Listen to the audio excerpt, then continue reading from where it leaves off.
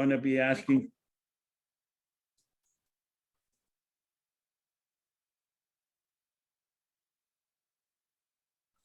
Okay, good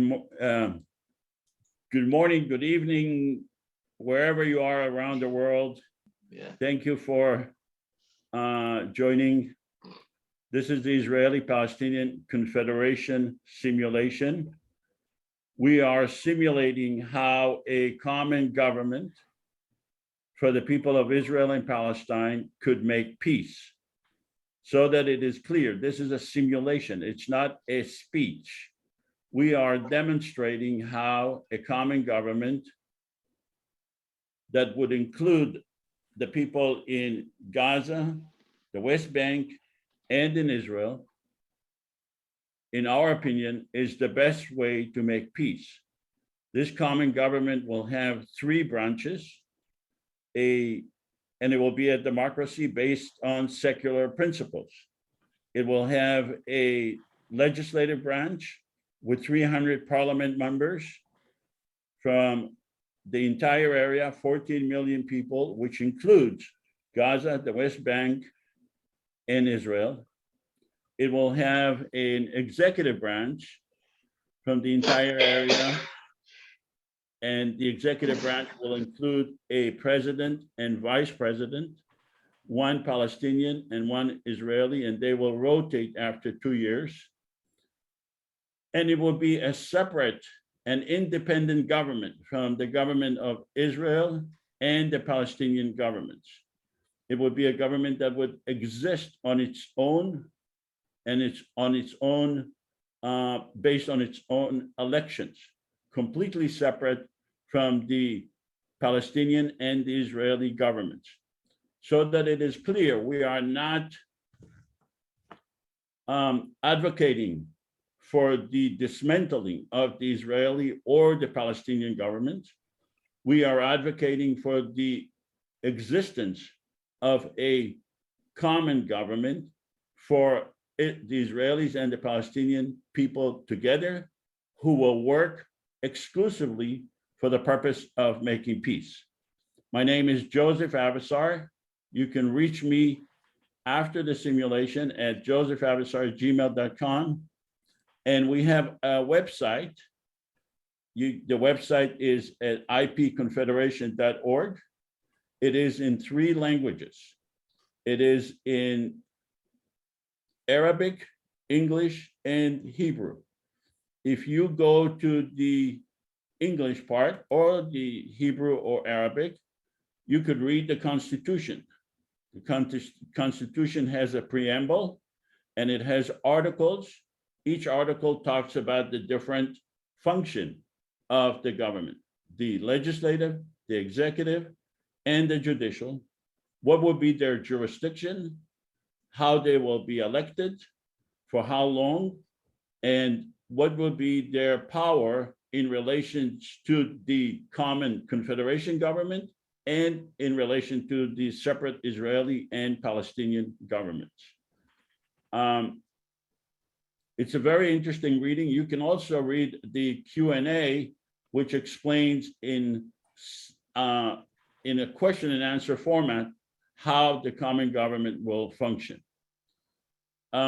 Today, we have Paul SCHAM as our guest.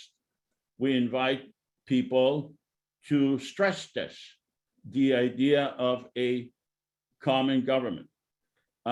Regardless of their political views, regardless of whether they are pro-Israeli, pro-Palestinian, pro-peace, anti-peace, we invite everyone to express his opinion about the common government. I met with Paul a few days ago. I explained to him what the common government is, and I think he understands it, but we'll see.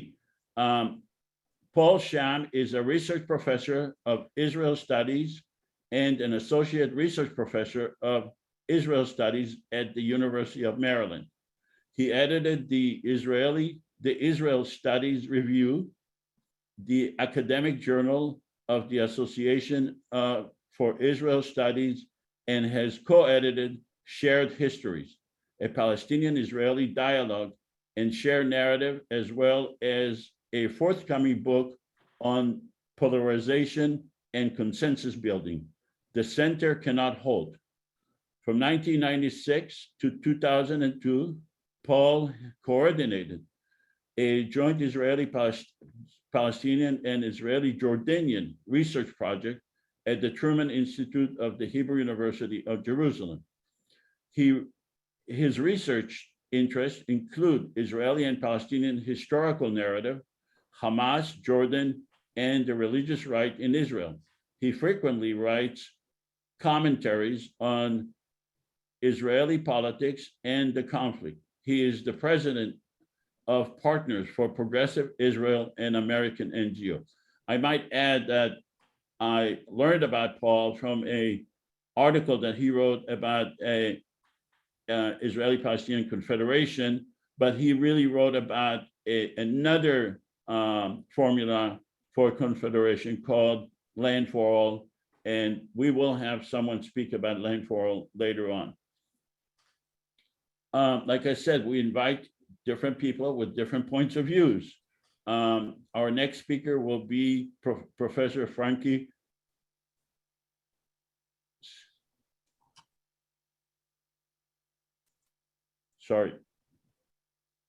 Wilmer. She will be speaking on August 21st, 2022. She was a Montana state legislator for 8 years, and she is now with the Montana State University. We will then have on September 11, Professor Menachem Klein of Bar-Ilan University in Israel. He is a professor of Middle East and Islamic Studies. We will have a conversation with Gidon Levy of Haaretz. He already participated in the simulation, and I think he was very favorable to the idea that we are proposing. And he will be speaking to us on October 2nd, 2022, this year. And then we will have Professor Ian Lustig. He's a political science professor at the Department of at the University of Pennsylvania. He will be speaking to us on October 16, 2022. I wasn't quite clear whether he supports the idea of that our idea of a confederation or not, but I don't think he supports the two-state, but we'll wait and see what he says. And I'll be meeting with all of these people, hopefully before they speak, and they'll have a better understanding of what we are proposing. And I think some of them are here today, or at least I know they registered to participate to be the audience today. And then we will have May Pundak. She's a feminist lawyer, an activist, and a social entrepreneur. She is really a representative of Land for All, which is another form of a confederation. She will be speaking about their formula for a confederation and how it's, I don't know if she'll speak about how different it is from ours, because I'm not sure she understands or she knows about ours. I think she knows, but I don't think she understood.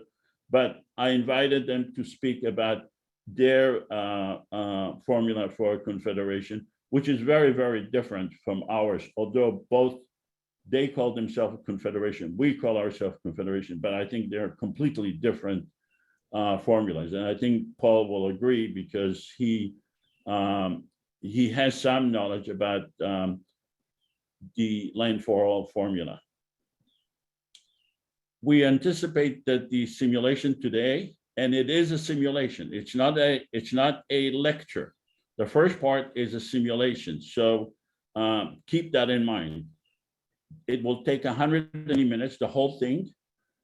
We will have several segments in the simulation. We will present the Constitution. We will present legislation to demonstrate how this common government could work and what kind of legislation it could pass and how what relationship would it maintain with the separate Israeli and Palestinian government. And then we'll have closing remarks at the end. We do have a video that explains what the Confederation is, and I would like to play it. It is 2 minutes long, And I think it explains it pretty good. So please watch this video.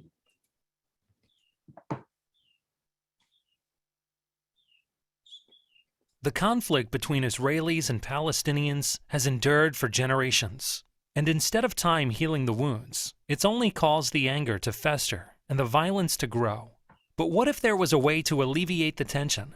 Something that may not outright solve every problem, but at least create a forum that encourages a peaceful compromise. Welcome to the Israeli-Palestinian Confederation, a common third government between the Israeli and Palestinian citizens, specifically designed to foster peace, tolerance, and economic prosperity between the two nations. Here's how it works. First off, both Israel and Palestine will keep their respective governments. Israel's Knesset and the Palestinian National Authority will remain unchanged. The Israeli-Palestinian Confederation, IPC, will be a third entity acting as a unifying agent between the two. The IPC will comprise 300 parliament members elected from 300 districts in Israel, the West Bank, and Gaza. Above them will preside a president and vice president, one Israeli and one Palestinian. In order for the IPC to pass a law, it will require a 55% majority from its Israeli representatives, as well as a 55% majority from its Palestinian representatives, thereby preventing either side from monopolizing the legislature. Of course, the IPC won't undermine the political power of either the Israeli or the Palestinian government. At any time, Israel or Palestine may veto a law passed by the IPC. If neither side vetoes, the law is passed. And the two nations are another step closer to resolution. Please help us make this a reality. The Israeli-Palestinian Confederation. We might speak different languages, but we all mean the same thing. So in each simulation, we take a pre-simulation survey. And we ask you, the audience, do you support a common confederation government for the people of Israel and Palestine and Gaza that will coexist with the Israeli and Palestinian governments to make peace? And at the end, we are going to repeat the survey and see if we made any dent. I would like to tell you that a lot of the people that are joining today have been in simulations before. And in my opinion, we are going to get a higher response in favor of the Confederation government because they already know about it. But I don't think it reflects the general societal feeling both in Israel or Palestine or anywhere else about a common government. So let's take a vote right now. Do you support a common government for Israel and Palestine to make peace?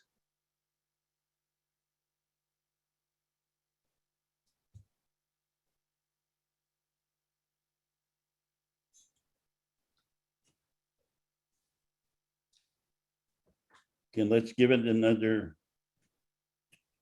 5 seconds for people to vote.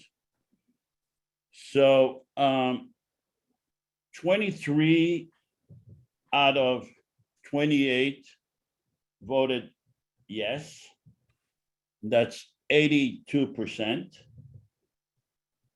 And 5 out of 28 voted no. That's 18%. That's the pre-simulation survey. And we will conduct the same survey at the end of the simulation to see if there was any change in opinion. The purpose of the simulation is to demonstrate how a common government between the Israelis and the Palestinians, that include the Israelis and Palestinians, could make peace. We are not here to have a historical review of who is to blame.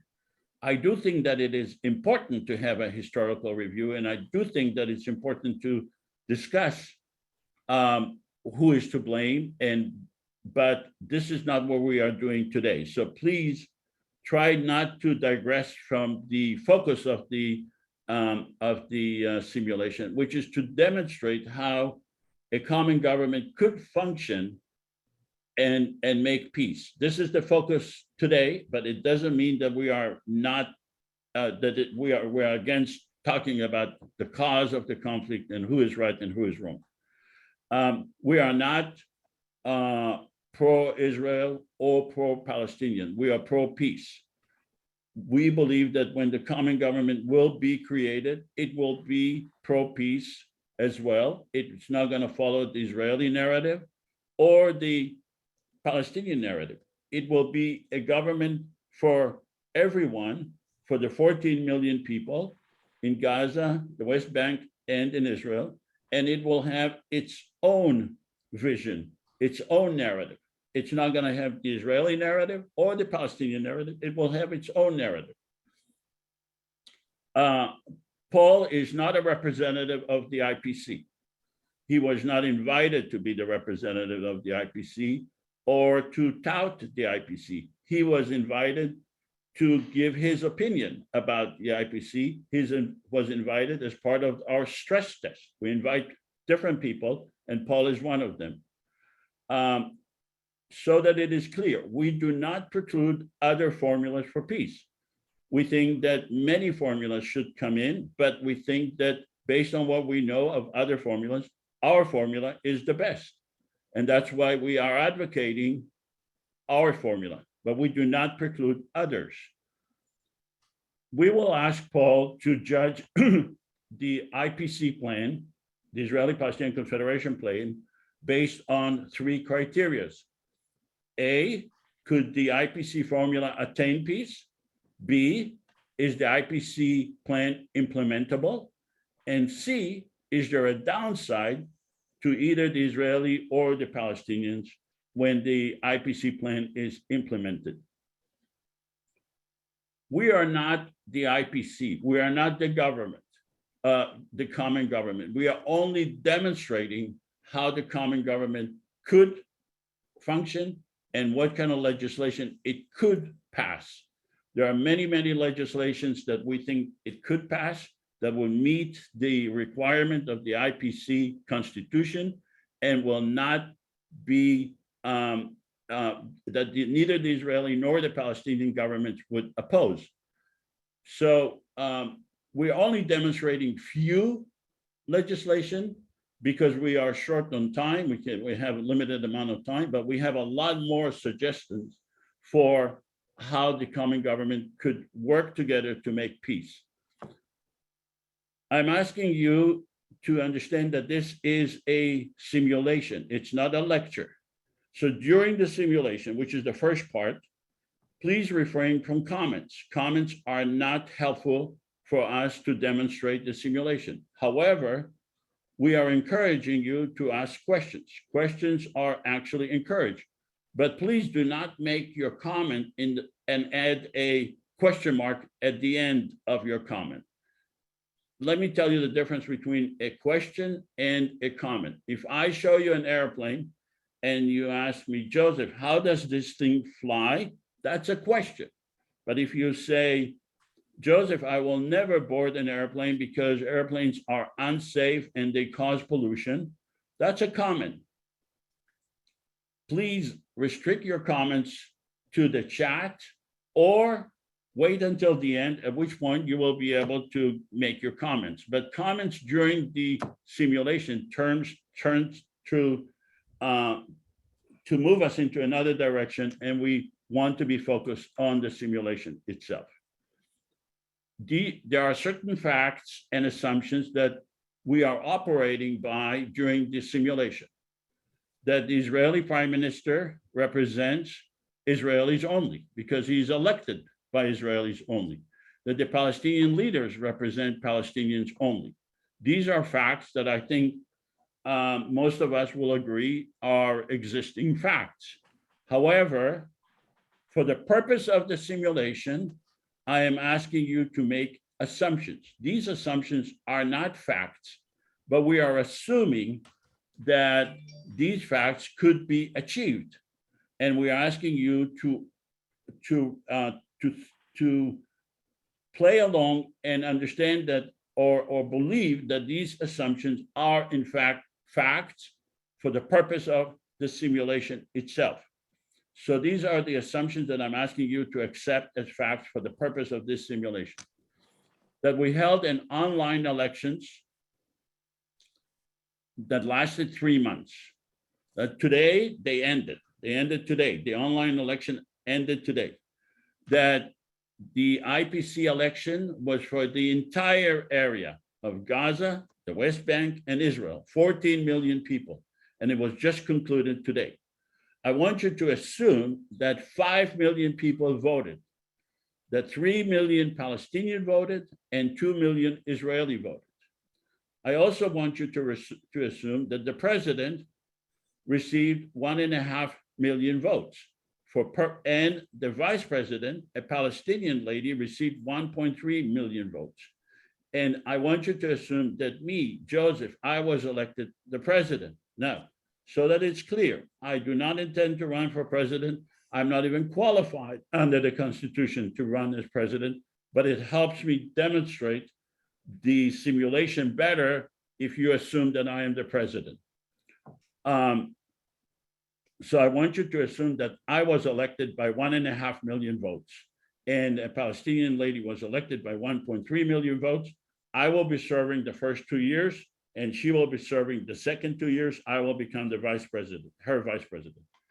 I also want you to assume that we have 300 parliamentary districts. Each district has 47,000 people, and we were able to elect 300 parliament members. Some members are Palestinians and some members are Israelis. Some districts are exclusively Palestinians, some areas are exclusively Israelis, and many, many areas are mixed areas. So that means that a Palestinian in a mixed area could vote for Israeli, and an Israeli could vote for a Palestinian. So for the purpose of this simulation, Paul, are you willing to accept those assumptions? I certainly am. I'm looking forward to discussing it with all of you. And I appreciate Joseph having invited me to join this very distinguished list of guests. Just one note, as you'll notice, I speak somewhat slowly. I've had a neurological problem in recent years, but people tell me my intelligence is unimpaired. So I hope you'll excuse my speaking style. So back to Joseph, and again, my thanks. Yeah, thank you, Paul. But let me ask you this: do you have any issue accepting those assumptions? Do you believe that those assumptions cannot be converted into reality? I think it might be very difficult for an Israeli government, especially on the right, to allow such an election. I'd like to see it, but I'm not sure it would be allowed. Okay.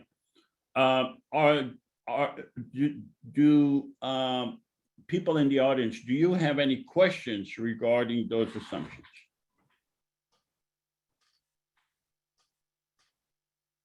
Does anyone have any questions regarding those assumptions? In my opinion, those assumptions are easily converted into reality. I want you to, now there is a war ongoing between Israel and Gaza. One day of war between Israel and Gaza costs over $100 million. One day of completely unnecessary war, $100 million. If we, utilize that $100 million to make those assumptions a reality, in my opinion, it is very, very real. Whether or not, I disagree with Paul, whether or not the Israeli government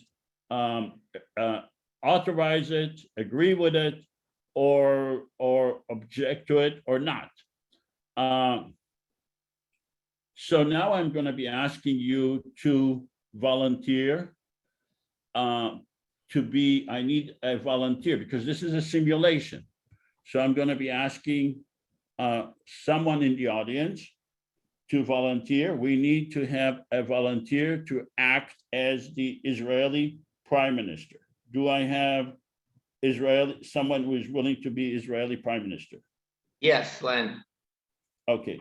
Len, you were Prime Minister many times before, and I have no problem with that. I think but I asked you last time, are you able to assume the personality of the Prime Minister? And you said yes, but then you acted as Len. I want you to assume the personality of the Prime Minister. The Prime Minister right now is Yair Lapid, not Len. Are you able to assume his personality? Because that's the purpose of the simulation. Sure. Okay, so don't tell me about Canada, where you live.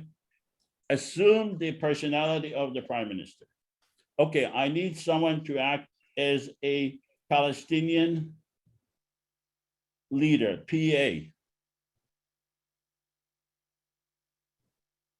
Palestinian Authority leader. Do I have someone to act as Palestinian Authority leader? Please, I need participation. If we need to do the simulation, please. And I also need someone to be the Hamas leader. Do I have? I could be one of those leaders if you need me. I might have to leave the simulation early though. Okay, do I have someone who can stay the whole simulation and be either either Palestinian PA leader, Palestinian Authority, or Hamas leader? Joseph, I assume you aren't including me, but if you want, I'll be happy to lead Hamas. Oh, great. Okay, what would you like to be? Palestinian Authority or Hamas leader? Hamas. Hamas. Okay, terrific. I can Okay. be the Palestinian if it helps, Joseph. Who was that? I didn't see the name. Niv, hi. Oh, Neve. Okay, terrific. So Neve, you will be terrific. So we have a Prime Minister of Israel, we have a Palestinian Authority, and we have a Hamas leader. Terrific. Okay. And then I need to have the rest of you, those who are willing to participate, either Israeli parliament members or Palestinian parliament members. And like I said, so we will be asking you to be either Israeli parliament member or Palestinian. So I brought you a map that will help you decide who you want to be and what is the city that you will be representing. You could be either Palestinian or Israeli. You can see the map and you can decide. You can also be in a mixed district, Israeli and Palestinian, but I'm asking you to remain intellectually honest throughout this simulation. If you are Palestinian parliament member, stay Palestinian parliament. If you are Israeli, stay Israeli. If you're in a mixed area, stay in a mixed area. Don't vote. You can only vote as either Israeli or Palestinian. So let's take a test vote and let's have the Palestinian parliament members so that you can just vote so we know how many Palestinian parliament members we have. Just vote yes and we'll see how many we have.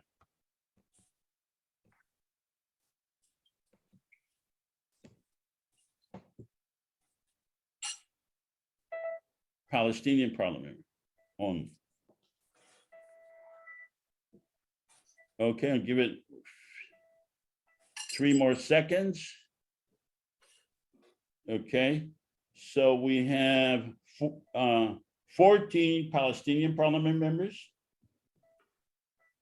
And you can join later if you are a little hesitant now, you can join later and be either Israeli or Palestinian. I see that happen in the simulations. People, when they realize that it's not that bad of a deal, then they join later as Israeli or Palestinian. Okay, let's have the Israeli parliament members vote. Just say yes, or you can say no. We just want to know how many Israeli parliament members we have. Okay, I'll give it three more seconds. And we have 7 Israeli parliament members. Okay, terrific. You can pick your chair back up. Okay. Someone has his, Okay. please unmute yourself if you're making the sound. Okay. The first order of business is the Constitution. Do I have a volunteer who wants to read the Constitution out loud? Or because Libby, who usually reads, she sent me an email, she's not going to be available today. Is there someone who wants to read the Constitution? Susan. Okay, Susan, please read the first page of the Constitution. Is that Read it out. We believe that Palestinians and Israelis are entitled to equal rights under the law and guaranteed human rights and freedom. The Israeli-Palestinian Confederation does not intend to supersede or supplant the Palestinian or Israeli governments, nor to abrogate or undermine any agreements between those governments. We recognize the need to work with the Israeli and Palestinian governments. Our purpose is to resolve conflicts and to expand the relationship between Palestinians and Israelis in a fair and equitable manner. We believe in equal rights under the law, guaranteed human rights, and freedom for all. Okay, so this is really an explanation of the real Constitution that I showed you on the website. But the main thing here is that we say we are the government for the entire area. We are not undermining the Israeli or the Palestinian governments. We do not intend to supersede or supplant those governments or any agreements between them. They can agree to whatever they want. Constitutionally, we are prohibited from undermining those agreements. Okay, here is the second page. Susan, please, could you please read that second page? We voluntarily give the legislators and the governments of Israel and Palestine veto power over legislation we pass relating to the domain of control of those governments. We believe in the separation of power between the legislative, executive, and judicial branches. We believe in the creation of a permanent secular government for all the people residing in Israel and Palestine. We believe in having a separate judicial branch relating to IPC legislation with Israeli and Palestinian judges, with a system to avoid biased decisions based on nationality. All right. So the important part here is we say we will pass legislation, and if that legislation affects the domain of control of the Israeli or the Palestinian government, we give you a veto power. So you will have a veto power over us if the legislation affects your domain and control. Does anyone have any questions regarding the Constitution? I have a question. Yeah, hi, Susan. Hi, and you may be getting to this later, but I don't understand what authority this confederation will have. The authority is the legitimacy that was given to it by the votes by the people, just like in any other democracy. In this simulation, we are assuming that 5 million people voted. So the 5 million people that voted gave us the legitimacy. But And aren't they, I'm sorry, aren't they still governed by Israeli and Palestinian governments? Yes, we are not superimposing ourselves on them. They are, just like it says in the Constitution, the Israeli-Palestinian Confederation does not intend to supersede or supplant the Palestinian or Israeli government, not to abrogate or undermine any agreements between those governments. So those governments remain the same, except that there is an additional government for the people of Israel and Palestine that received its authority from the people in Gaza, the West Bank, and in Israel. And 5 million people have voted. That's the basis of this simulation, and we are assuming that we received large number of votes, and that gives us the We'll legitimacy. be interested in seeing how a decision made by this group relates to decisions made by Israeli and Palestinian governments. Right. Okay. Any other questions? Okay. Hear no more questions. Susan has a question, or did you forget to lower your hand? Thank you. I lowered. Okay. Okay. So hearing no further questions, and you can ask questions later, anytime. We love questions. We don't like comments. We love questions. Okay. Question. So let's have we are proposing a constitution. Let's have the Palestinian parliament members vote to ratify the constitution. Palestinian parliament members, first, do you support the Israeli-Palestinian Confederation constitution?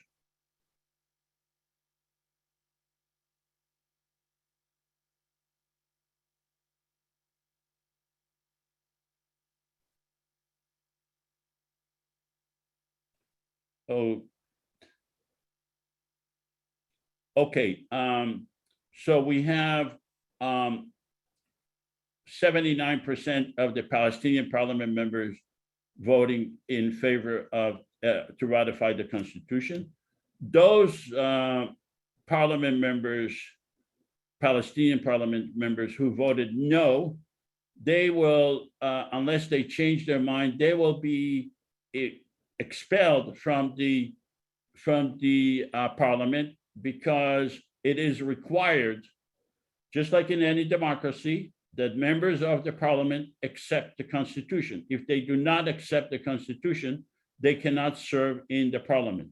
But we are not going to expel them now, but just so that it is clear, if we had the real election, no parliament member can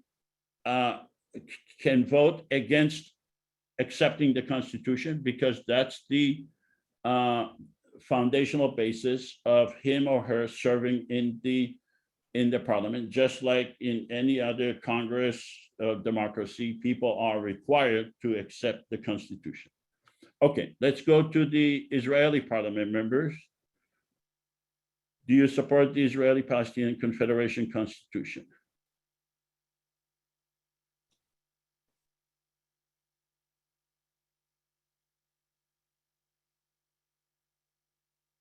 Okay, and the polling shared the results.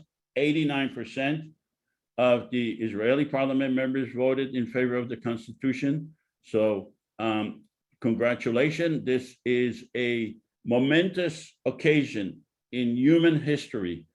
Palestinians and Israelis have agreed on a similar constitution, and this is a event that is going to be a game changer in the relationship between the Israelis and the Palestinians.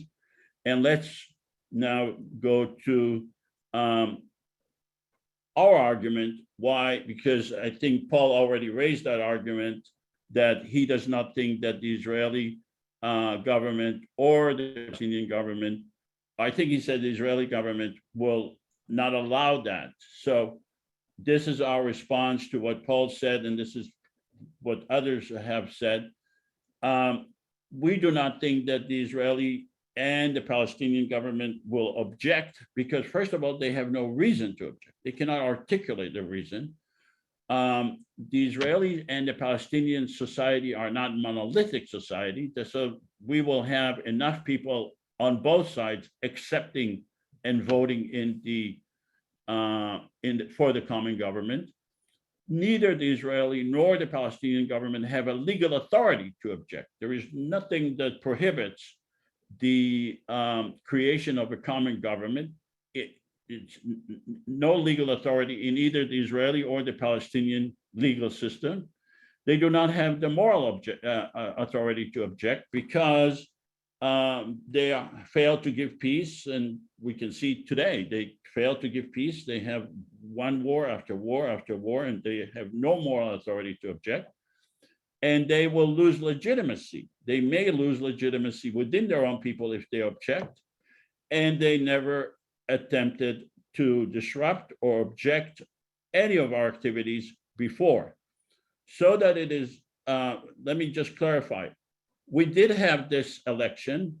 We did divide the area into 300 districts in the past, and we did have an election.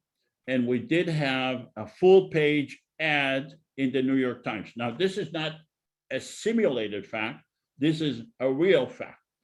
We did have full page ad in the New York Times that occurred on October 1st, 2012, announcing the election.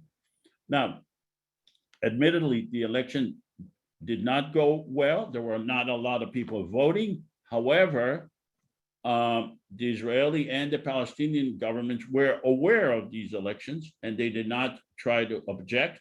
They did not try to disrupt, even though they did not know in October what will be the level of participation 3 months later in December. So this is the full page ad that actually appeared in the New York Times. Okay, now we're going to the first order of business. We have a common government and we have a common parliament. And now we are going through the first order of business, and that is for the parliament to agree to grant a veto power. So Susan, could you please read the granting of the veto power? Read it out loud. Joseph, Yeah, you did say that anybody who voted against the Constitution could not serve in the Parliament, right? you can't participate in the parliament right now. I am just saying that in reality, you will be expelled if you vote against it. You cannot serve in the parliament. You But just you didn't. can do it now. repeat it. You didn't repeat it after the Israelis voted. So I just wanted to clarify that. I did not repeat it because there was no point to repeat it, because I just said it. So I assumed that you understood it regarding the Israeli too, but you're right. Okay. Hey, Joseph, you said, I have a question about the preceding points about legitimacy. In my capacity as head of Hamas, I object to the fact that it's a secular government, and that would seem to be opposite to our reason for existence. And that seems a ground that Hamas might object. I'm willing, of course, to accept the ground rules. I just wanted to point that out and get your reaction. So you objected to the Constitution as in your capacity as a Hamas leader, correct? Yes. Okay. Your position as Hamas leader is, or the Israeli prime minister or the PA leader, we did not even consult your position. Your position is immaterial to us because we are a separate government. We are a government, a secular government for the people of Israel and Palestine in the West Bank, Gaza, and Israel. And we are creating our own government, And your position on our constitution is immaterial to us. Well, I'll accept it in this context, of course.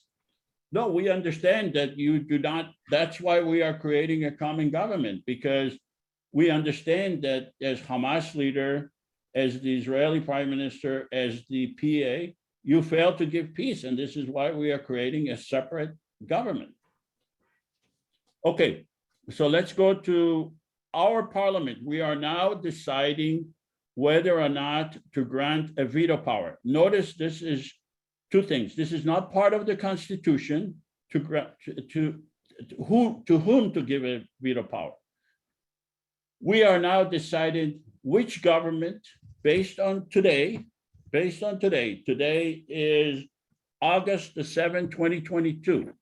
We are now deciding as a parliament to whom we wish to give a veto power. I am the president, and I am suggesting to give it to the government of Israel, the Palestinian Authority, and Hamas. So Susan, would you be so kind as to read the granting of the veto power? The Confederation is the government of the entire population of Israel, the West Bank, and Gaza. We hereby bestow a veto power relating to legislation affecting sovereignty to the following: the government of Israel, the Palestinian Authority, Hamas. In the event of changes in governments, this legislation may be amended or repealed. Okay, so I am proposing this legislation. Notice that it is not part of the Constitution, and it is not subject to a veto by the Israeli or the Hamas leader or the PA leader, because this is what we are declaring to whom we want to give a veto power. Does anyone have a question regarding this veto power? Paul, do you have a This is Jihad.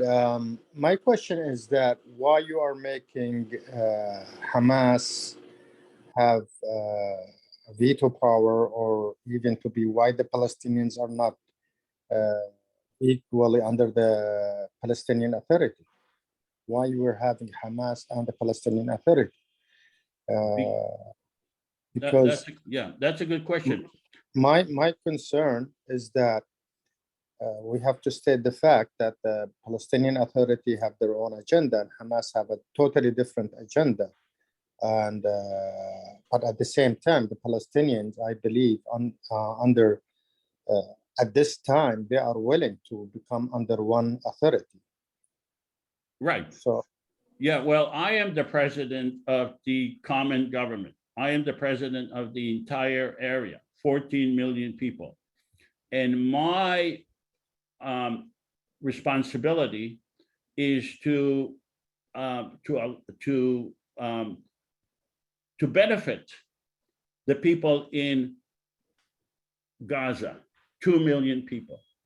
And the people in Gaza that have jurisdiction is Hamas. And in my view, unless I give Hamas a veto power, they're not going to cooperate with me. I want their cooperation. I don't really care about I take that back. I do care about the rift between Hamas and the Palestinian Authority. But I care more about my people. My people are in Gaza, and I want to have access to them, and I want to have friendly relationship with the people that have power in Gaza. And in my opinion, the people with power is Hamas. And therefore, in order to get them on board to participate and to be willing to be part of the system, I am giving them a veto power. So any other question? Can I clarify something? My understanding is I'm the leader of Hamas and a Palestinian delegate to the legislature. Is that correct? You are the head of Hamas. Am I in the legislature? You cannot be in the Israeli-Palestinian Confederation legislation because it's a separate government. Got it. Okay, you are only the head of Hamas, and you cannot. The Israeli prime minister cannot vote in our business. We are a separate government. We are not. You have not been elected, and you cannot be elected because you have a conflict of interest with our government. Got it. Okay. Any other questions? Okay, so let's take a vote now. Let's have the Palestinian parliament members. Do you support the declaration of intent to grant a veto power? Palestinian parliament members only, please vote.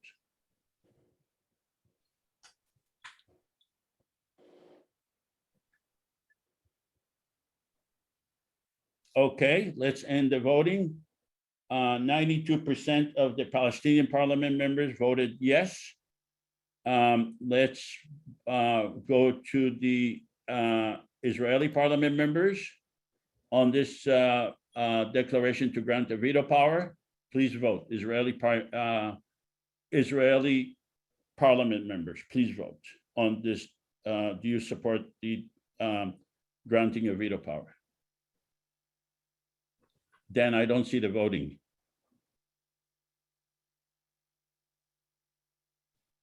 Okay. Oh, okay, for some reason. Okay, can you publish the voting? Okay, 100% of the Israeli parliament members voted in favor of granting a veto power. So now we are a parliament, we have a constitution, and as of today, we agreed to give a veto power. Now, note that this legislation says, it says, in the event of changes in governments, this legislation may be amended or repealed. So if there is no longer Israeli government, or there's no longer a Palestinian government or Hamas government, we can vote based on who we believe it is the government. So does anyone have any question? And Paul, do you have any comments regarding us giving a veto power to these three governments? Now you're acting as Paul, the person who is commenting. Okay, I think it's a necessary action because it gives agency to the existing powers, and it might stymie or prevent some action, but I think this is a check on the government that's appropriate. I don't follow you. Oh, I'm saying it's the veto, giving the veto is an appropriate thing, even though it may be that there is important legislation that one or more of the governments may veto. Yeah, okay, so you approve of, as a commentator, not as a Hamas member, Yes. but as a commentator, you think that it is a wise move to give these three governments a veto power? Yes. Okay, thank you. So, and notice that you were not given a veto power as a Hamas member, because this is our declaration of who we intend to give a veto power. Okay, let's go to the next order of business, and that is the declaration of peace. Susan, would you be kind enough to read the declaration of peace? Our goal is to be a shining example for peace and tolerance. We believe in the respect for all people, regardless of religion or gender. We oppose the politicization of religion. We are committed to protect all people of all religions and to value the sanctity of life. All people are equal. All religions are equal. The practice of religion is voluntary and shall not be imposed. The land belongs to no religion, and no war shall be imposed on account of religion. We encourage all governments of the world to adopt this resolution. We hereby submit this declaration to the Israeli government, the Palestinian government, and Hamas, and I can't see what's below that. We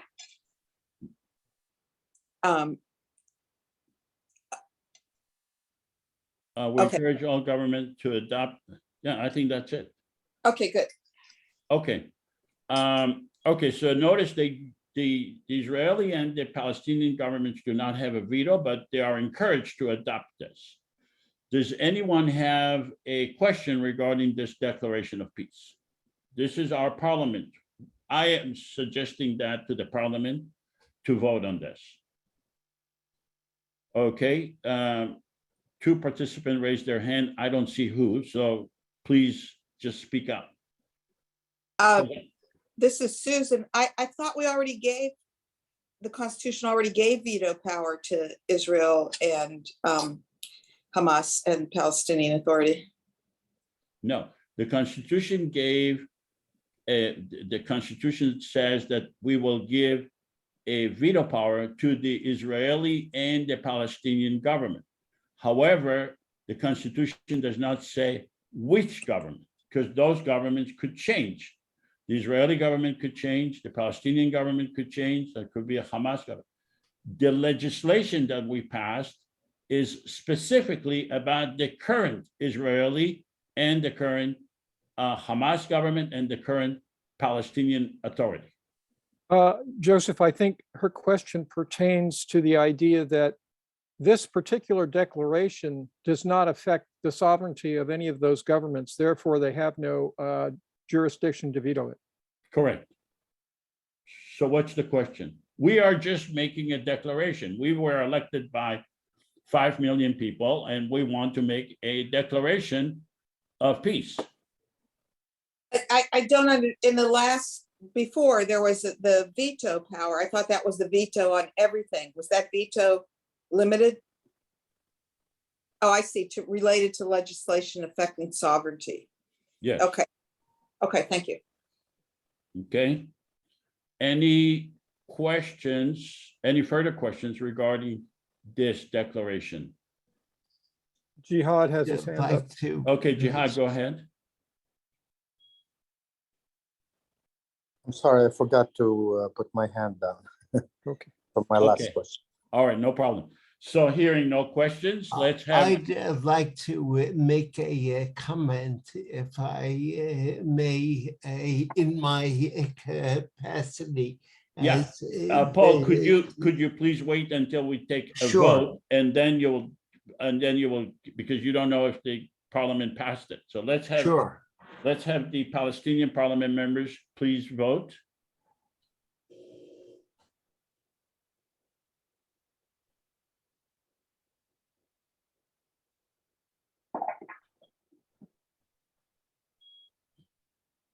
Okay, Palestinian parliament and the polling.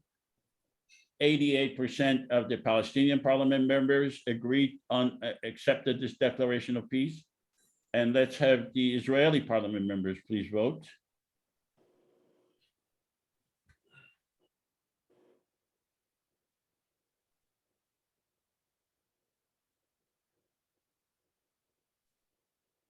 Okay, publish the vote. 100% of the Israeli parliament members accepted this declaration of peace. So now let's go to our commentator, our speaker, not the Hamas leader, but our speaker, Paul. Could you please? I want to point out the provision that the land belongs to no religion. This is contrary to a basic tenet of Judaism. as far as the relationship of the Jews to Oh, the oh. land I understand that. and to Islam. My own opinion is that it might be better to say that the land is owned equally by the religions of the people who would claim it, and that no one has a better claim, but expressing it in the opposite way. Okay, so as Hamas leader, and possibly the Israeli, because I was going to ask the Hamas leader, the Israeli prime minister, and the PA, are you willing to accept this declaration? So let me first ask you, Paul, as Hamas leader, are you willing to adopt this declaration? No, because I see that provision as contrary to a basic part of my religious belief. Okay, and Israeli prime minister, are you willing to accept this declaration? Yes, Okay, and PA leader, are you willing to accept this declaration? No, And is that because of the same, because of the clause that said the land belonged to no religion? yeah, exactly. Okay, so I am the president. I would like to, for you to accept a declaration that would be acceptable to all of us. So we have an amended declaration. And the amended declaration is exactly the same as the first declaration, except that it says, instead of the clause that you are objecting to, I have the clause that says, the practice of religion is voluntary and should not be imposed.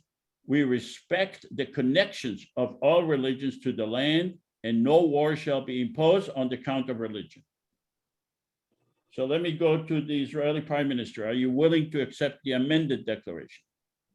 yes, Let me go to the Hamas leader. Mr. Hamas leader, are you willing to accept the amended declaration? Yes. And let me go to the Palestinian Authority leader. Are you willing to accept the amended declaration? I want to say yes, but the fact that we are declaring that all religions are equal, I can't say yes, because Islam is the last prophecy and we are not equal. So I want to accept it, but the religious people in my country will not allow me to do it, so I can't. Can I explain? I, as a very religious Muslim, I accept this insofar as I believe the land was given to the Islamic Ummah. If someone else wants to believe that it's theirs, that's their problem. But I read this as accepting my claim. All right, so let me speak to the Palestinian Authority. You say that you would like to accept it, but you are concerned about the religious extremists in your government, correct? Correct. But the Hamas leader has accepted this. So what is your concern? Why would you be concerned if the Hamas leader in your government, who is a Palestinian, who is more Orthodox religious, accepted it? Yeah, I will love to hear from the Hamas leader why he agreed to accept it. If it will be a reasonable explanation, maybe I can do it as well. Well, he just What? explained it to you. But I'm not sure that I fully understand the explanation. What I'm saying is what the provision, the new provision says is that it accepts all connections with the land. If Jews want to mistakenly think that God gave them the land, let them believe that. I don't accept it. As long as the Constitution accepts the Islamic Ummah, the Islamic people, have our connection to the land, I don't care what the Jews think. Paul, can I say that the Palestinian leader is not talking about the land. He's talking about the all religions are equal part. I see. Again, sorry, I give the same answer that is a provision that I interpret as giving me the rights I need. I don't need to think that someone thinks Islam is superior. I know it's superior. I accept it. I see this as giving each group the right to act as it will. And my beliefs are maintained in this. I want to, I admit, I would prefer if it said that Islam is superior, but I don't need some group to tell me that that is true. So I'm willing to go along with it. okay, do we have a change in mind on the Palestinian Authority president?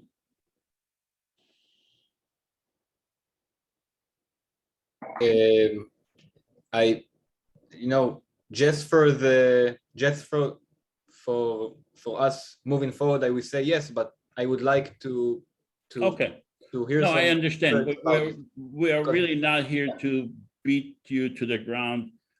We're just demonstrating how this could play out. But keep in mind that. Can I say something as a president of Yeah, Israel? let me go to the next one. I don't want to, we're running out of time.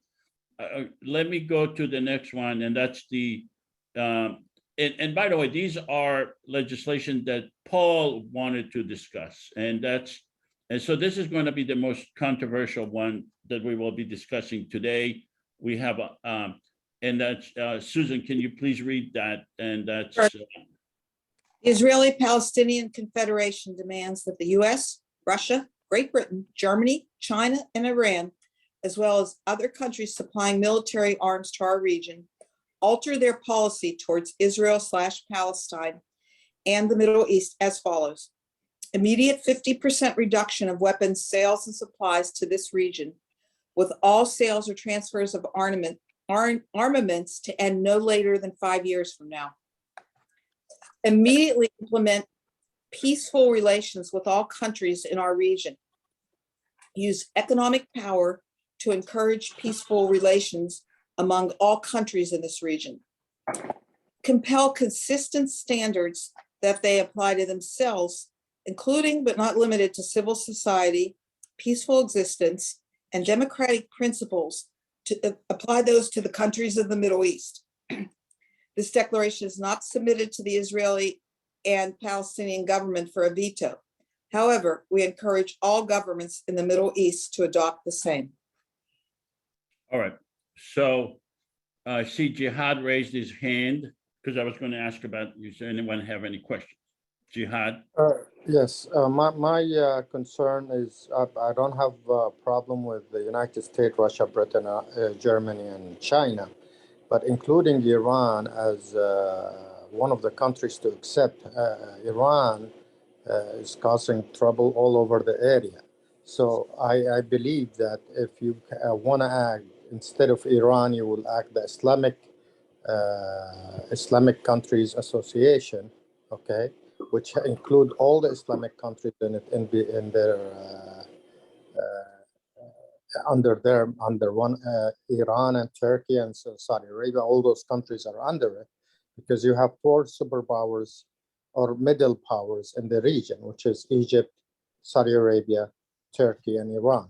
But they all four come under one institution, which is the Islamic League. Jihad, in this simulation, what is your capacity? Are you? I'm a parliament.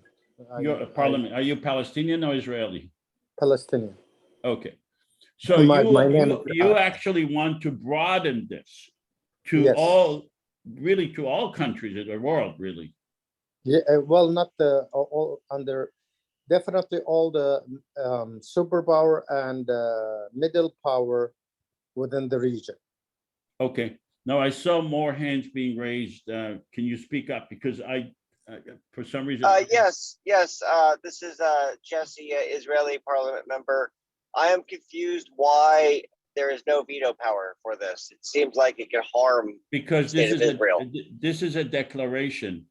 It's not, we are declaring, we are the government of the whole area.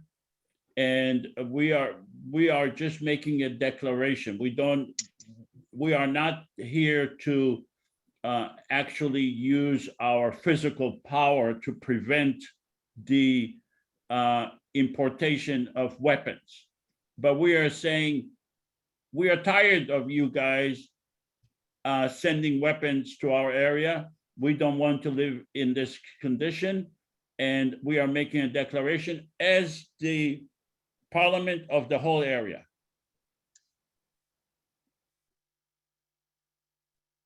As the Prime Minister of Israel, this is an absurdity. And if this is going to be part of your part of a demand from the IPC, I will not allow it to operate anywhere in Israel. This is a declaration of war by you against the government. Mr. Prime Minister, you were not asked. I'm not giving you, it doesn't matter whether you ask me or not. This is the declaration of war to destroy the state of Israel. And I will go to war with you. So you cannot do this. You cannot go to war with us. Yeah, well, I can stop you from operating on our. You cannot go to war. We are parliament members. We are elected. We live in Israel and Palestine. We go shopping. We go to work. We are normal civilians. No, you are not. I think you are actually exposing yourself as someone that is not for peace by claiming that you are going to war. And in fact, I'll tell you the opposite. As the president of the Confederation, I am going to work hard to try to fire you as the prime minister from the coalition. Because you are prepared. Yes, I am going to. You are prepared to have Iran. You are prepared to have Iran nuke Israel without Israel having the right to defend itself. No, I'm going to expose exactly you. what you're saying. Look, you can suggest amendments.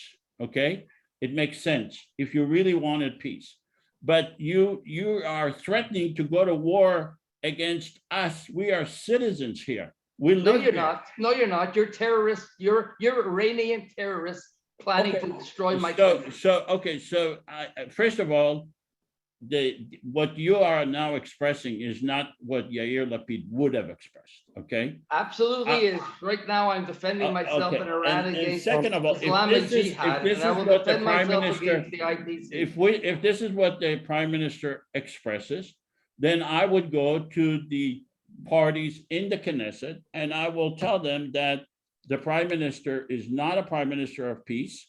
We made a request to the superpowers. He just wants to have more and more weapons, and he's a danger to the people of Israel and Palestine. And if you do not remove him from being the Prime Minister, then I will go to the people and tell them that their government is not a government of peace. You will first of all have to remove weapons from Look, Russia, we exhausted Russia, that. Germany, We exhausted that. China, Let's have the and other- Iran. If you don't remove weapons from them, you're not removing them from me. And you come Okay. to my parliament, you're going to Okay, be Mr. laughed Prime off the Minister, stage. thank you. Let's have the other people that raised their hands speak. This is Jihad again. My issue, I agree with the president of Israel, but the thing is that Iran is using their arms smuggling or what have you to cause chaos around the region, not just in Palestine. So that's why I asked if the Islamic Cooperation Organization to be the leading this, where you're going to have countries or people smuggling weapons to everyone within the country that we want to establish. But the thing is that it has to have a legislation that impose on those countries under it. And that's where I suggested that the Islamic Cooperation Organization to be one of the major countries into as the superpowers country that exists. Okay, let's take a vote. Let's have the Palestinian parliament members. Are you vote on this? Do you agree with the legislation? Is Palestinian parliament members only?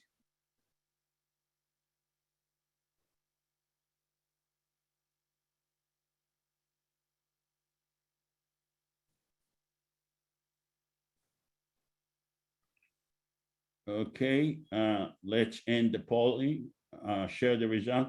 93% of the Palestinian parliament members agreed with this declaration. Let's go to the Israeli parliament members.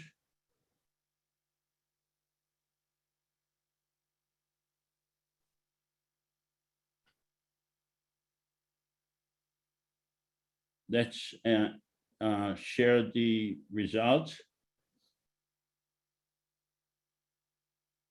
67 of the Israeli parliament members voted in favor of this declaration. This is not a declaration that requires the veto of the Israeli or the Palestinian leaders. We are the government of Israel and Palestine, and we are expressing our views. We are not imposing our views. We understand that but we are just trying to send a message to the whole world that we are tired of them sending weapons to this area and so congratulations. Let's hear from Paul as a commentator. Paul, you've seen the vote, and what are your views as a commentator? I think the reaction of the Israeli Prime Minister expresses the views of most Israelis.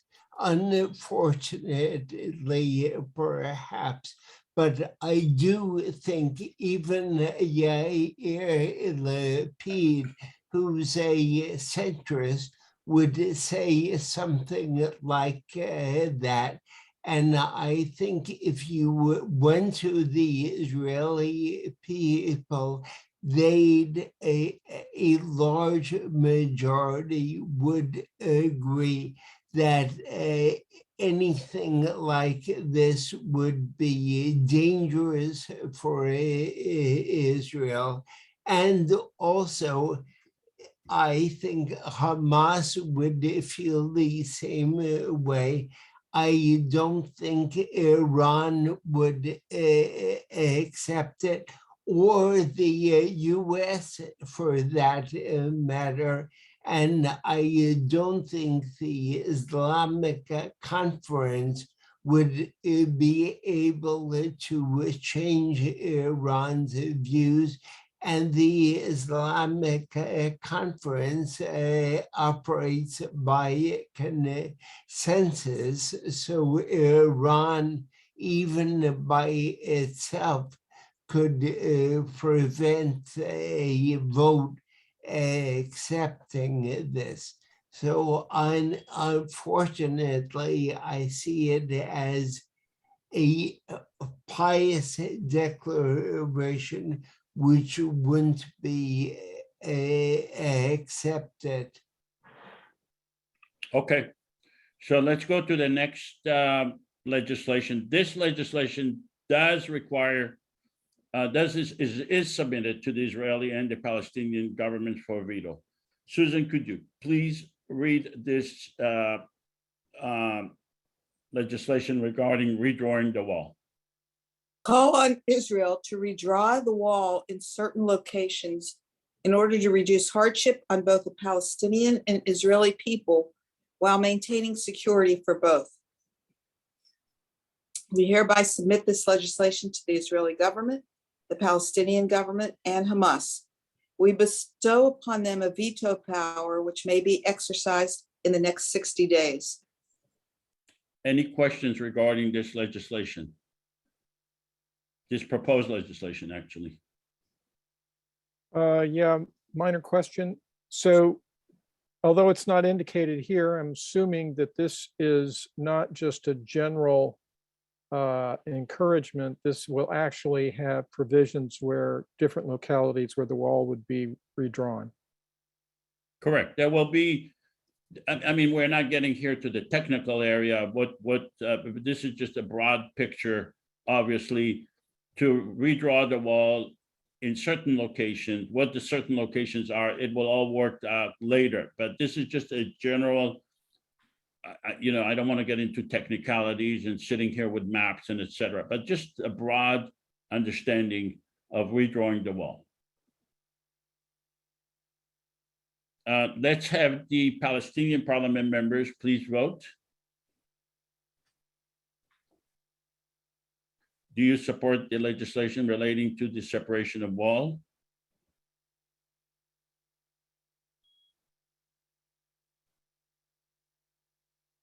Okay, let's end the polling. 85% of the Palestinian parliament members voted in favor of this legislation. Let's have the Israeli parliament members please vote.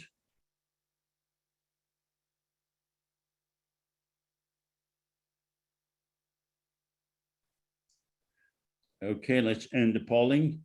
75% of the Israeli parliament members voted in favor of this legislation. Let's go to the Palestinian PA president. Mr. President, are you going to veto this legislation?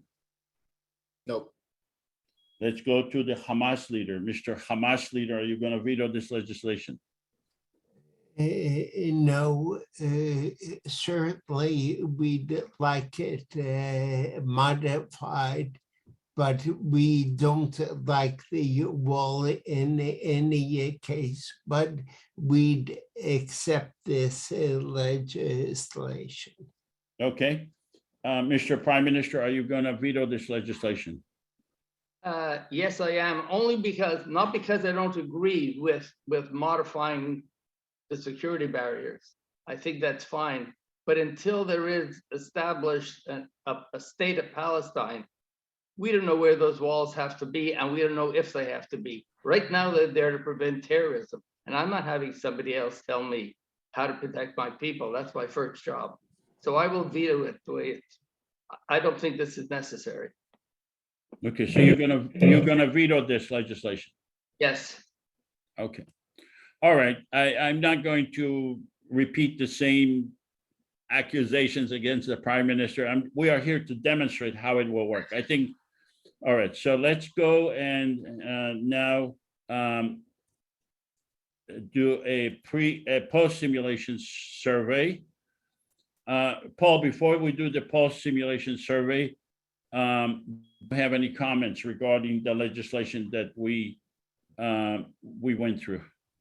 I think the reaction of the Israeli Prime Minister again is what a real Prime Minister would say. And the Israeli people, I think they see the wall as necessary and successful, and wouldn't agree without knowing both the political situation and what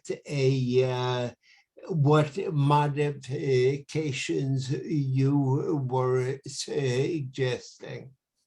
All right, then let's have a amended declaration regarding the wall. Let's see, Mr. Prime Minister, are you going to agree to this one? Demolition of the wall in Israel and Palestine, calling on Israel to demolish the wall within 2 years from the time an agreement is reached by the Israeli and Palestinian and Confederation government to provide security for the entire population, and negotiation to commence within 30 days with a 6-month time limit. Will you, Mr. Prime Minister, will you agree to this legislation? No, I don't think it's necessary. I have to do what I have to do to protect my people. Okay, so you will not agree to have negotiations? No, I'm not having Hamas and the Palestinian Authority tell me where I can provide security. If I have dangers from certain areas, I have to protect those areas. Yeah, but this, okay, so basically you want to keep the wall. So like I said, I'm the president of the whole area, and I am going to campaign against you as the prime minister. Certainly, Yeah, certainly. all right, let's take a post-simulation survey.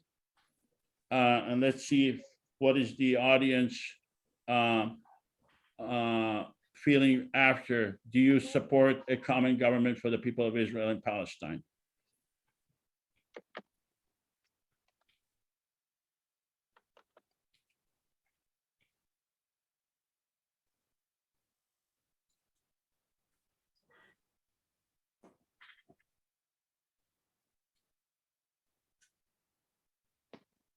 Okay, let's end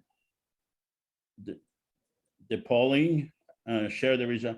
Okay, so now we have 19 out of 22 voting yes, which is 86%. We started with 82%. And we have 3 out of 28, out of 22 who voted no, and that's 14%. So there is a slight improvement in favor of a common government. And let's open up, stop sharing, and let's have people ask. Jesse, you can ask the first question. Well, thank you for the simulation. Just one thing to make a comment of that third set of legislation, the one with no veto. I was pretty unhappy with how I didn't hear one Israeli parliament member tell me why I should support that. And I feel like that when the vote came in with a high percentage of Israelis supporting it, I feel that that would not how it would be in the general public. And so I don't know really how to phrase the question, but it just seems like there was something wrong with that. What legislation are you referring to? The third one, the one that had no veto power, the one that had to do with the outside powers restricting weapon sales. Yeah, there was I didn't hear any argument from an Israeli perspective that would support that. And I know that there are Israelis that actually want to have their own arms industry and not have to rely on the US for boots and things like that. I know that's a very real movement, but I heard no argument in favor of that. And I just didn't see that as being realistic. But thank you so much for letting me be part of the simulation. Jesse, can I ask you, why are you wearing a mask and where are you? Oh, I'm right here. Hi. You see me? Okay. Yeah, Oh. I'm here. Oh, okay. Yeah, sorry. All right, no problem. Okay, Charles. You're muted. Charles, you're muted. Just to comment on the External Powers Weapons Act that seemed to cause a lot of emotion on both sides. I think the idea that it needed to be expanded or maybe articulated slightly differently so that there was a recognition that because you know, if this was some kind of a legislation thing, which it's not, it would be easily circumvented by, you know, say, for instance, Iran selling weapons to Turkey and Turkey's or Lebanon, and then them selling them to, you know, Israel or Palestinians or whatever, you know. I mean, it could easily be gotten around. So it would have to be articulated a little more strictly so that it was obvious that any countries could not, you know, through a second party circumvent this. And then the other thing is that, yeah, Israel has a thriving arms industry. They supply half the world with arms. You know, I don't know where they rank after the United States and China and whatnot, but they're not exactly hurting. And the idea that if and the fact that all these other powers are pouring arms not just into Israel and Palestine, but into Yemen and Saudi Arabia and et cetera, this is the Palestinian issue is kind of used as something that maintains tension in the region and weapons sales across the board throughout all these countries in the Middle East. And this, as one issue among many others, is not a very sustainable approach. Even setting peace aside, it's not a sustainable approach to international relations. You know, if you want to have security for your people, then this idea of constantly upping the ante is a very dangerous game. So I would think that, you know, granted, I understand Len's objections, certainly, but I don't think they would be as universal across the board with the Israeli population as he represents. And I think they might be, you know, open to an exit strategy if one could be formulated where they felt that their security concerns were being respected and honored. So anyway, I just want to throw that out there. I just want to clarify something before we go on. When I met with Paul, I got the impression that he's not on board completely with this idea. And I said to him, okay, let's talk about those legislation that would be the most objectionable. And I asked him, on a level of 1 to 10, which one do you think will be the most objectionable? And those are the ones that we brought up, okay? These are not my choices because I think he's right. These would be the most objectionable. These are not the one that would easily pass. But even though we came up with the most objectionable one, we did see some good movement. So let's go to Jay and then Frankie and then Jihad. Jay. First comment on process. On many of these either amendments or articles of the Constitution, I think it would be helpful in many cases to have one speaker in favor, one speaker opposed to the particular proposal. The way it's structured now, Joseph announces what the article is, how many are in favor, how many are opposed. And I think it would be helpful to have argument. Jesse just said he did not hear anything from the Israeli side on a particular issue. Well, I think it would be helpful for the dialogue and help shape opinions without assuming everyone has a preset opinion on something.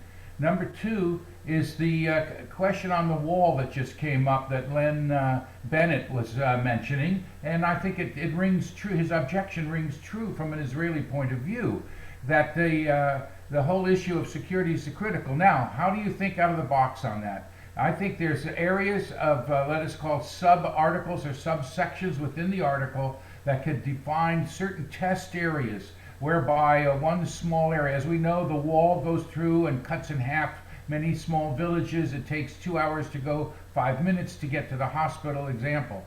You could open certain section, let's say gates or some kind of controlled access areas that would facilitate transportation, confidence building, etc. It's not a question of tearing down the entire wall within 2 years. That's an overreach, too much of an overreach. It has to be confidence building. You have to open a few areas, make more gates where it facilitates for the people for travel and jobs, etc., so that you can build the confidence that would permit more and more reductions and have more gates, for that matter, everywhere it intersects. Thank you. Jay, do you think that if we have a common police force with a common Israel that is part of the Confederation police force, would that help build confidence and build a better system? In concept, yes. In concept, yes. We were talking about things on the Ukraine just the other day, and I was throwing out the idea of the UN peacekeepers and peace force, like we did in Rwanda with the Hutus and the Tutsis, and you create a third force element. The UN peacekeepers have already been in Lebanon for what, 30 years or something. So there could be a third force that would facilitate and be involved to try and handle some of the disputes between the two groups. You could easily predict that a given situation, you're going to have the Israeli police pull their weapons, facing the Palestinian police pulling their weapons on each other. You need either a third force or some kind of a relaxation, mediation, and areas to avoid conflicts. On the one hand, you can build confidence slowly but surely. It's not a one-size-fits-all, and everything's going to work the same in every place. Particularly if you're close to the settlements, you have to start with very small steps and build forward. So in concept, I agree, Joseph, but it's the implementation which is the critical factors here. Yeah. Okay, let's go to Frankie, who is actually going to be our next speaker next time. Yeah. Yeah, thanks. I like Jay's idea of having speakers for and against each proposed resolution. I was actually concerned about that proposal to call on the superpowers to stop sending arms and so forth in the 5-year deadline, until it was clarified that it was a declaration or resolution rather than a legislative act. But that also brings me to the concern that we keep calling this a government when I don't think it's really a government. It's more of an intergovernmental organization or a union, but it doesn't have any authority to enforce anything. So it strikes me as a misnomer to call it a government. And I just want to say that also I chose to represent an area of South Tel Aviv on the border with Jaffa. So I wouldn't have objected anyway to that proposal that we call on parties to stop sending arms. Yeah, so I want to thank you for the good proposals, the provocative legislation, Paul, that was great. And I'll see you in a couple of weeks and continue. Well, hopefully you'll see me before, because I want to go over legislation that you want to discuss. Yeah. Okay, let's go. Paul, do you have any comments to what was? Well, the largest comment is that what is absolutely lacking in the conflict to make it move forward is trust.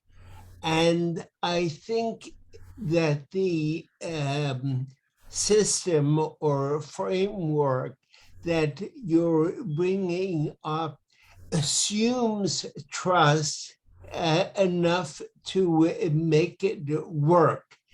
I don't see general trust, preliminary trust building activities Therefore, I unfortunately agreed that the Israeli Prime Minister's objections were realistic.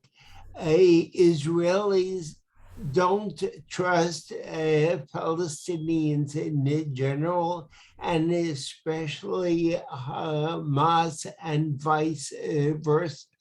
So how you get to that preliminary agreement, I think, is not clear both in the simulation and in the real world. Well, I want to respond to that because I hear that actually in a democracy and in a system in which you want to create a democracy, you don't really need trust. You actually need distrust, because if you have trust, then there's nothing to do. Everything goes along fine. You need distrust. It's better to distrust each other than to trust each other. When you distrust each other, but if you build a system of government that requires both sides to be transparent, and you create a system of checks and balances, and that's a much better system, a system that of transparency, a system that everyone is checking on each other, and a system where everyone is dependent on each other and interdependent on each other, rather than a system of trust. A system of trust could lead, very likely to lead to corruption, but a system of distrust where you create a system of checks and balances and you require transparency, that is a much better system in the long run. Just a quick response. What you're suggesting requires enforcement powers.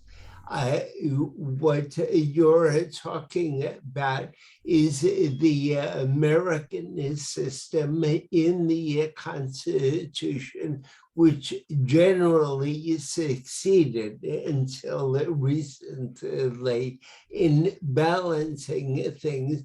But that requires enforcement, and as long as Israel especially feels it must protect its own interests, there I think it would break down.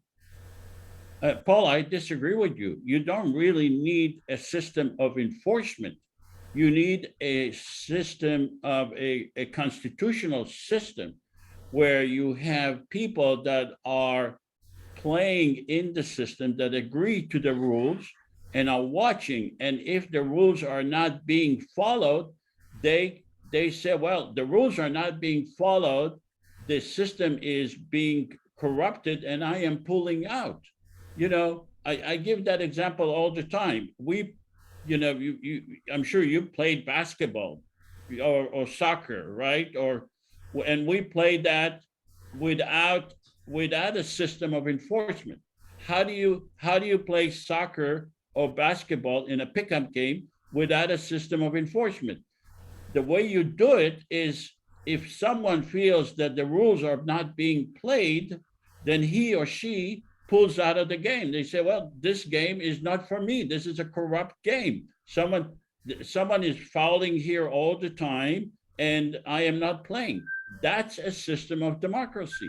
In a system of democracy, the people are saying, hey, I am not playing anymore because the system is corrupt. So Congress does not have an enforcement. It doesn't have an army. The Supreme Court does not have an army.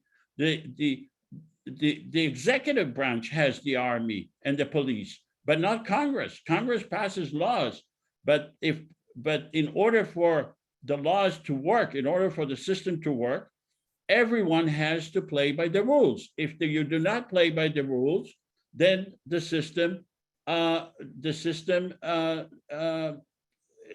is destroyed. The system collapses. So the same thing is with Israelis and Palestinians. You create a system that everyone has to play by the rules. And if they don't play by the rules, then the whole system collapses. That's what I think we saw in part from the Israeli Prime Minister, because he, both in reality and in the game, feels that no one except Israel will protect the Israeli citizens, and it's powerful enough to object credibly. So that there was a form of withdrawal, saying that I can't believe or trust that you'll protect my citizens, so I'll do it. Well, we have two, under the Confederation Constitution and in the simulation, we have two tracks. The first track is the Confederation Parliament itself, and you saw that works beautifully. There was consistent agreements, there was a vote that was based on a system of transparency, that was based on a system of rules. The other aspect was the separate governments, the Israeli and the Palestinian and the Hamas government. And they are not part of the system. This system is being imposed on them. They are not part of it. They don't want it. They are not part of it. And you said at the beginning, they probably will not even allow it. But the reason that they will eventually have to play with it is because they will be exposed. They will be exposed because they do not have total legitimacy in the area. They will be exposed because they will be showing themselves not to be people of peace. In other words, you create another system, another force that exposes the existing forces and requires them to change their behavior. That's the Confederation system that we are proposing. I want to believe it would work, but at this point, it seems that all of the parties, as you set them up, Hamas, Israel, and the PA are moving, are expressing the views of their people with increasing belligerency. Just in the latest conflict, for the first time, or it may be second, Palestinian Islamic Jihad, which is more radical, was taking an independent fight with Israel. So your assumption that the people in each of the areas would demand that their governments do things to increase trust and peace, that I don't see on the ground. Yeah, but you do not have any basis upon which to make that prediction. We do not have actual vote. We do not have 5 million votes yet. We do not have 50 parliament members in Gaza. So neither you nor I could say what would be on the ground. But if we have we just have to have a certain expectations. If we have 5 million votes, I think it would send a tremendous message to the current Israeli and the Palestinian government. But let's go That- to, yeah, I let's go to agree. Jihad and then Janet. Okay, I totally agree that there is a no trust at this time. The thing is that to gain the trust, and that maybe also the Israeli prime ministers can elaborate on this, is that mainly the distrust is because of the Iran being supportive of Hamas and the Jihad al-Islami, where they are arming them. And now, I have two suggestions. I'm sorry, Jihad, I did not understand. Could you clarify your point here? Iran at this time is supporting Hamas and al-Jihad al-Islami, and they are supplying them with weapons and inside Palestine. Now, I think there are two issues that we can build that trust. Yes, it does not exist in, but two things that I feel that if was imposed. But I don't understand, how is that related to the concept of a common government? Yes, let me elaborate. Okay. Now, before to build that government, which have both the Palestinians and Israelis together, okay, there are two suggestions that I believe that they have to be implemented before this. Number one is that somehow the superpower have to be able to control Iran financing all those militias around the region, which will give all the countries around the region stabilization, and security will be increased. That will give the Israelis enough trust to go on with this idea of one government. This is number one. The number two, to get the Arab or the Islamic world behind Can I it. just stop you there, because I want to clarify. When you say the Israelis, you understand that there are 9 million Israelis. Yes, okay? yes, I totally agree with you. I totally agree with you. So on those. they are not a monolithic system. Yeah. But at least you will give a chance to the people who support this to have a relaxing environment to fight of having one government. Okay, so I think controlling Iran, support to the militias around the region, will give them that chance to become a more secure country. This is number one. The second thing is to give the Islamic world, King Abdullah, the past King Abdullah of Saudi Arabia, proposed in 2002 a peace initiative. Okay.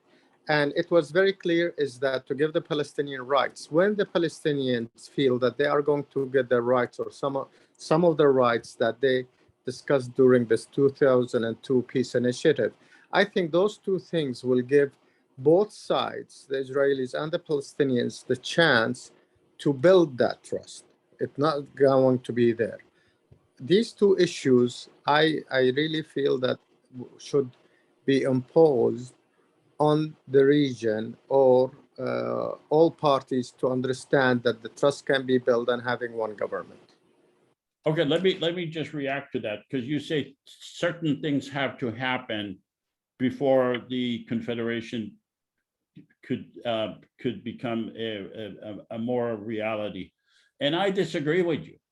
I don't think that, because people keep saying, well, we need to have two states, we need to have the Hamas defeated, we have to have end of terrorism, we have to have an agreement.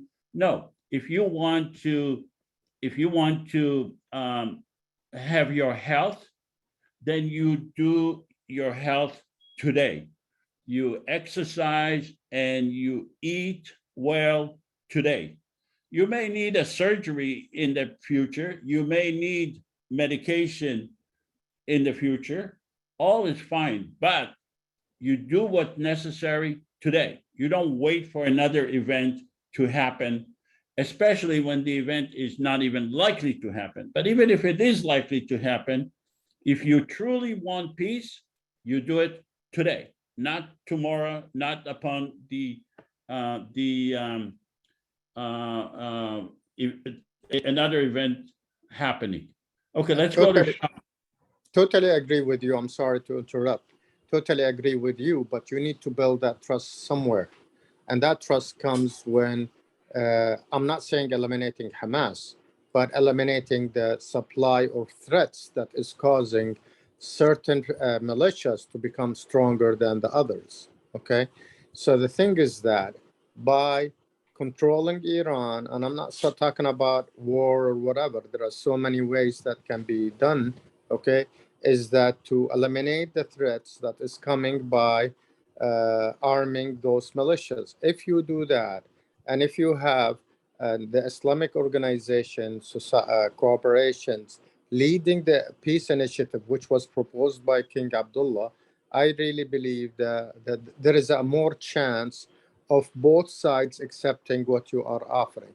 At this time, I totally understand what the Israelis are saying, is that we cannot have that as long as Iran's arming Hamas and we have threats for the wall and it just has to eliminate. Sometimes you have to treat the environment before you treat the sickness itself. All right, let's go to Sean and Sean, and then Janet. And I'm going to take a short break. I need to visit the bathroom for a second, but Sean, you can. I was actually first. Okay, so, all right. Okay, Okay. let her go first. Let her All go right. first. Thank you. Janet, go ahead.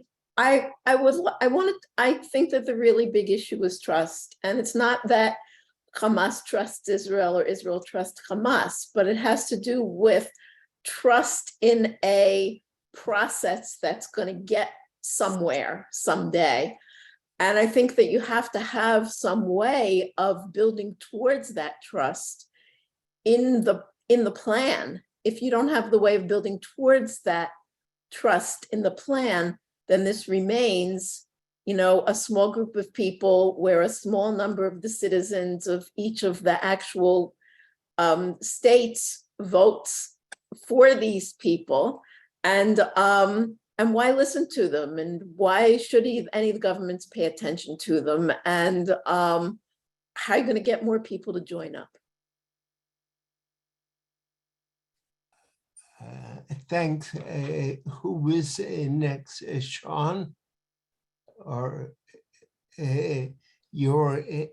I hope Joseph heard that. I heard want you. to hear an answer to that. I heard you. And let me tell you something. Every democracy in the world, when it started, the reason it started, is because there was no trust. Okay. So you need to create, it's not about trust, it's about creating a system that requires a trust. Well, that was what I said. You have to get to a system that enough people will trust, and then have in the plan ways of getting more people to trust and more people to trust, and governments not necessarily to trust, but to say that, oh my gosh, I have to listen to this. And I don't see anything in the plan for doing that. I think that that's all very mysterious, and it's, and then a miracle occurs. And I think the whole issue with every confederation, I love the idea of confederation. I love the Constitution that you put out there. Okay, I love all of this.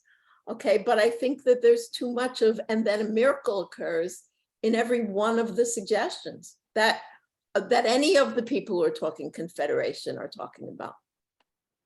Okay, so are you criticizing the plan that is being submitted here because it has no mechanism for trust?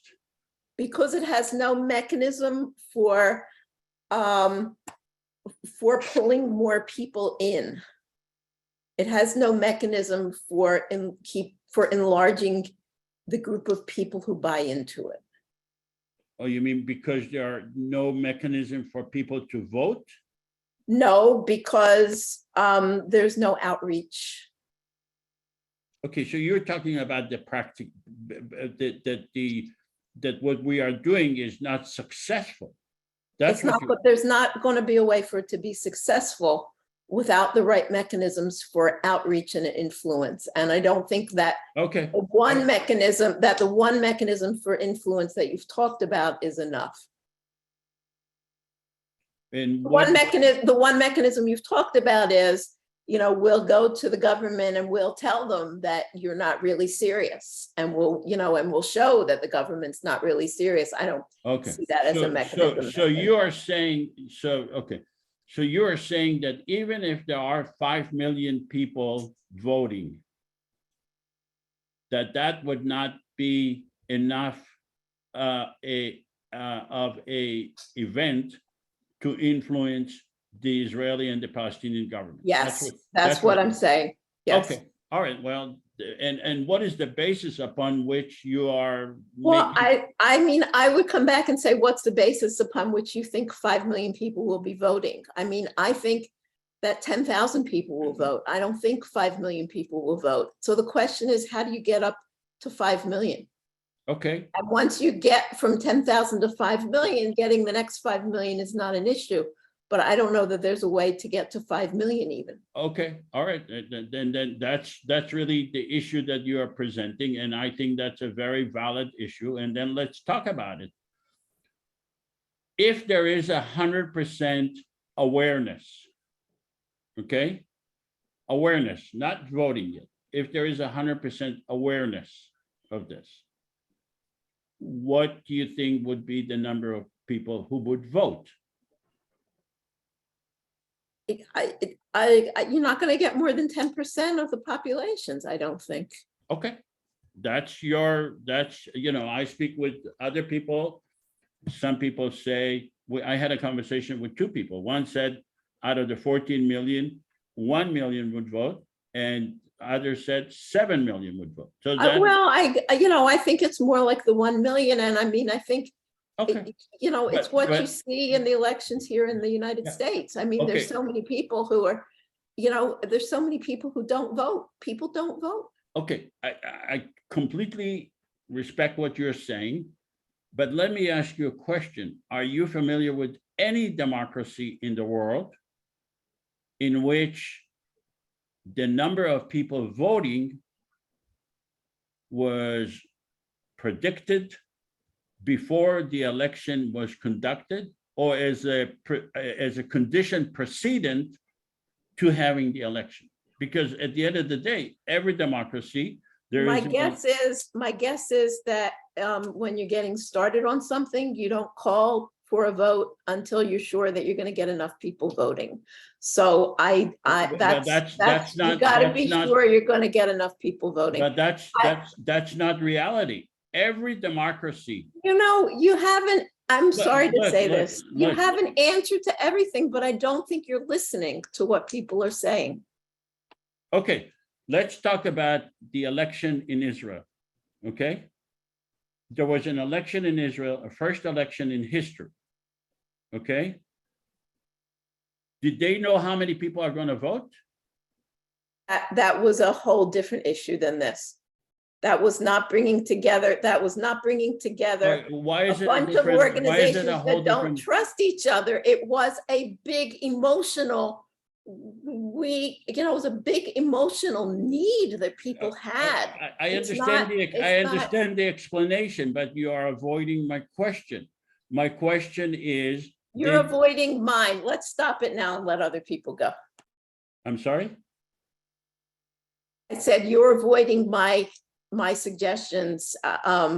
And I think we should let somebody else go.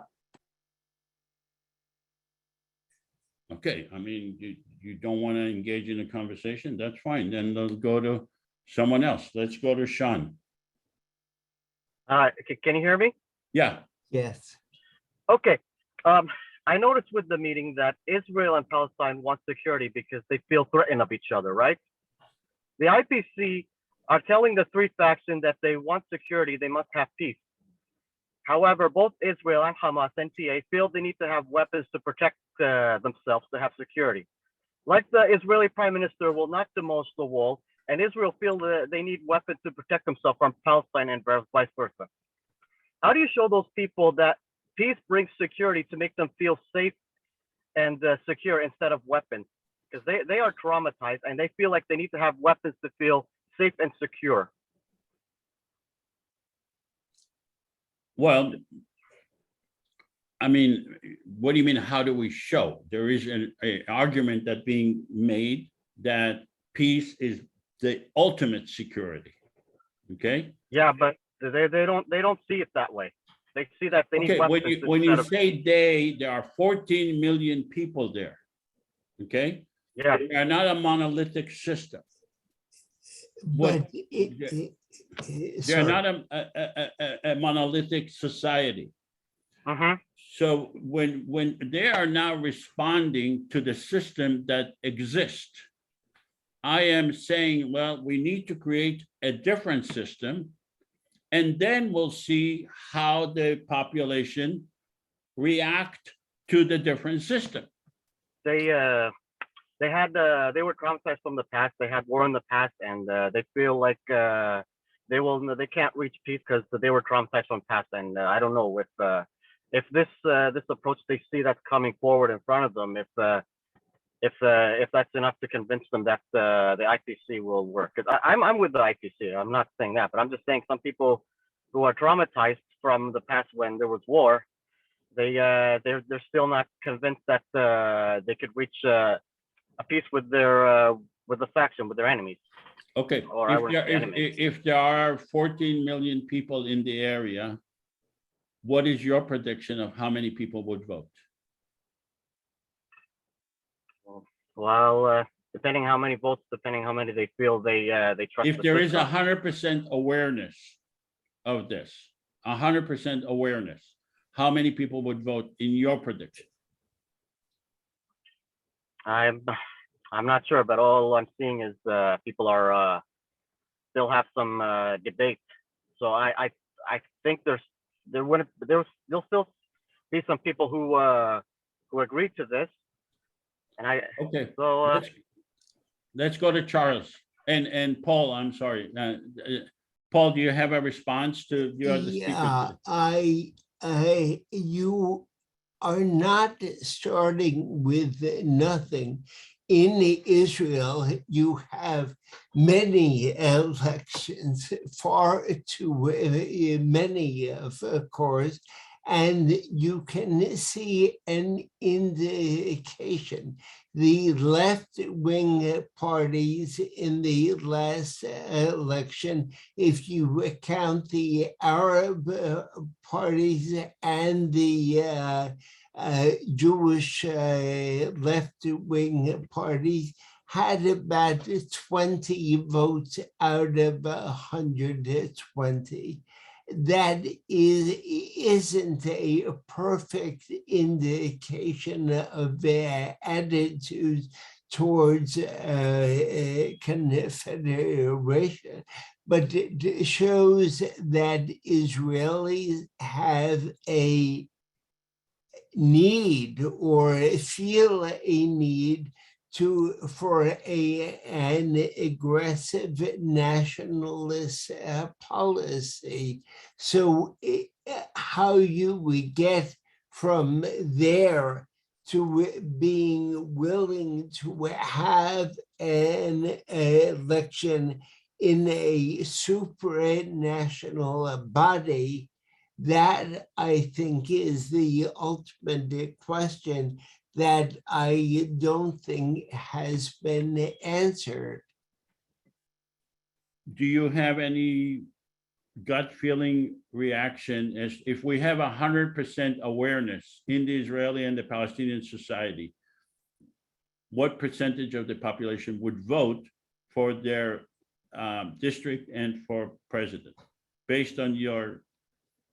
I would guess if I would say 25%. If you assume, say, that the Arabs would vote for that, then 35% In other words, 15% from Israeli Jews and 20 from Arabs. Okay, so let's go to Charles and then go to Jay again. Charles, please. I wanted to speak to the comments of a couple of people who just spoke, and unfortunately, it looks like the lady dropped off. But to Jesse, the way that you demonstrate this is by doing it.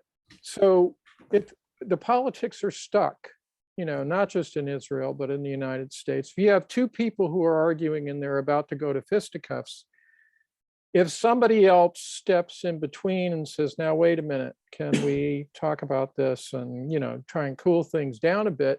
Okay, that person demonstrates that there's another possibility of looking at the situation. And this is what the IPC would do. Now, it doesn't necessarily mean that those two guys are immediately going to not be mad at each other, not want to hit each other, but maybe it will give them the space to step back and reassess the situation without coming to blows. And I'm reminded of, and to think that this is impossible, I'm reminded of when Bernie first started his campaign in the United States in 2016. Jon Stewart, Bernie came out and made his announcement on the lawn of, the Capitol. And Jon Stewart did a bit on his show and said, Hillary's going to eat him alive, laugh, laugh, laugh. And as it turned out, Bernie had his finger on the pulse of the rising wave of dissatisfaction that existed in the country. And some say that if the Democratic establishment had allowed there to be a level playing field, he would have taken the nomination. And then, maybe things would have played out differently with Trump, who was riding the same wave, but using opportunism and lies to appeal to people's basic fears to get himself elected. Now, this is a situation where, there is, regardless of how you want to define it, there is dissatisfaction with the status quo. The politics are stuck. They have been for some time. It's violent, it's horrible, and it continues to be that way. So not everybody's happy about that. And if there could be a way that somebody could step in between and say, look, there's another way we can look at this. It's one of those things where, it looks impossible until it happens. And then people who see it want a better way. Okay, so that's all I wanted to say in terms of how this could possibly play out in Israel. Thank you. Let's go to Jay and then we'll do the concluding remarks, unless Paul, you have to say anything. Joseph, you've raised a question about the turnout for elections on a number of questions. I would propose that there be, similar to the United States, a primary and a general election. That if we're going to talk about Confederation, in March there would be a so-called primary, and then in November there would be the general, meaning that each side, the Palestinians would vote in March, the Israelis would be watching that dialogue, listening, participating. The results would trigger people's thinking one way or the other. The same thing would happen shortly thereafter in Israel, that the Palestinians would be watching their reactions and the support. And then in the following November, you'd have basically a similar process again. The important point is the intervening moments is the time of the formulating of people's opinions and reactions. Either they would change their minds or they would temper their opinions in such a way to say, let's give it a chance to start and take a small first step, incremental, and see what happens. Well, what about having the election done, take three months, not one day, but 3 months, and people being able to see the process online and to see how many are voting. And That's good. That's the important thing is it's not who's voting, it's the people that are not voting watching is what you're talking about. exactly. To get from 25 or 20% up to 45, 50% has to do with people opening their minds and thinking. I look forward to you running newspaper advertising in the, are you there? Yeah, I look forward to running ads in Tel Aviv newspaper and in West Bank newspaper of a dialogue similar to what we're doing here. It could be Zoom and with some kind of limited arrangements so that you could have a more robust participation within those two areas leading up to an idea of some kind of a I agree. advisory I vote. agree. Okay, let me have the concluding remarks. From me. I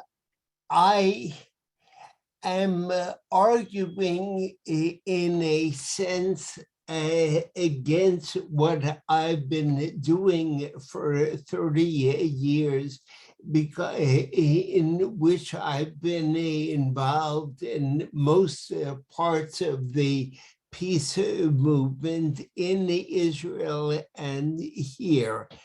And not arguing, but expressing my skepticism that now something like this could work. I would love it if it would. If George Soros or someone gave you $100 million to set up a system like this in cooperation with Israeli and Palestinian peace forces, I would enthusiastically accept and work with you. I just came back 2 weeks ago from 3 weeks in Israel, and I enjoyed it very much, but it strengthened my perceptions that most Israelis on the left feel stalemated, and the ones on the right are in the large majority of not being willing to trust a new system, in your words, in the sense of being willing to set it up to allow it to happen. I want to believe in the possibilities, and I wish there were a way to allow it to happen. But my realistic side says that at this moment, at least, I don't think the populations would give it the support you're hoping for. Okay, thank you. So let me make the closing remarks. I believe a common government is possible. The only thing we need is awareness. We don't need anything we will need, but the first thing we need is awareness. If we have an awareness of this by the people of Israel and Palestine, then I believe this would be created. We have to understand that the Israeli and the Palestinian governments are unable to make peace, and that we need to create a democracy equal peace. I want to remind you that in Estonia, 9.5 million people vote. 40% of them vote online. So common election is possible. Just like Paul said, 100 million, if we have $100 million, it would make it a reality. And $100 million is one day of war between Israel and Palestine. between Israel and Gaza. So we need grassroots support. We need to have awareness, and we need to share this and have as many people realize this and speak about it. And I think that would make it happen. So I want to thank Paul so much for participating. And I want to thank all of you, unless some of you have last minute comments. I'm very appreciative that you came in, and I want to thank you all. I want to thank you for setting this up. This has been, I think, a very useful discussion for those of us who participated. I hope others feel the same. And I certainly wish you luck and success. And I'll be working on similar things with other versions of Confederation, but we want the same thing. Absolutely. Thank you. Thank you, Paul. Thank you all. And we'll see you in the next simulation. Thank you. Bye-bye.